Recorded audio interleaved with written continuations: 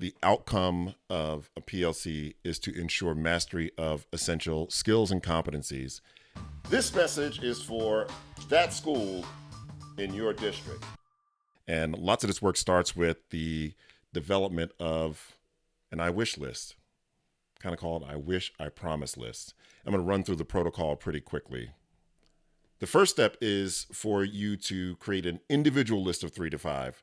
And so if there are 3 of you on a team, each of you will create your own list of what you believe the 3 to 5 skills and competencies are that you wish every student walk in knowing at the beginning of the year. Work individually, do it on an index card. Don't collaborate on this one, not yet.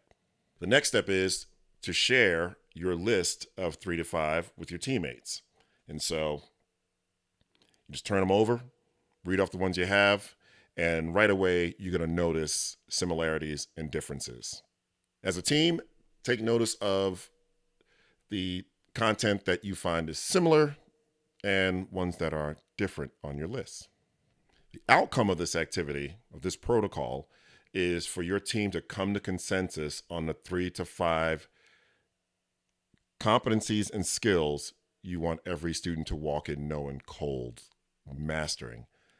And so this is an opportunity for you as a team to engage in good, productive conflict where you're discussing, defending, debating, negotiating, compromising. And a protocol like this can underscore the need for norms, right? And so execute your team norms, make it a safe environment, and discuss and debate and be open to change. But in the end, your team has to come to consensus on the 3 to 5. There's no, well, my individual autonomy and I've been teaching long enough to have my own opinion. That's all true, but that's not how this works. You've got to come to consensus on those 3 to 5. The next step is to share that wish list with the grade level or content area behind you in the progression. So if you're a 5th grade team, you're going to share your wish list with the 4th grade team. If you're the Algebra 2 team, then you'll share your wish list with the Algebra 1 team. Keep in mind that the wish list you receive from the grade level or content area ahead of you in the progression becomes your we promise list.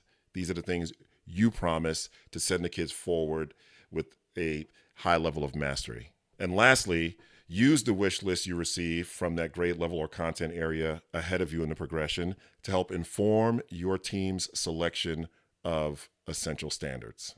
And keep in mind that the I wish, I promise list is just one artifact. It's just one piece of information that you use to help you identify those targets that are essential.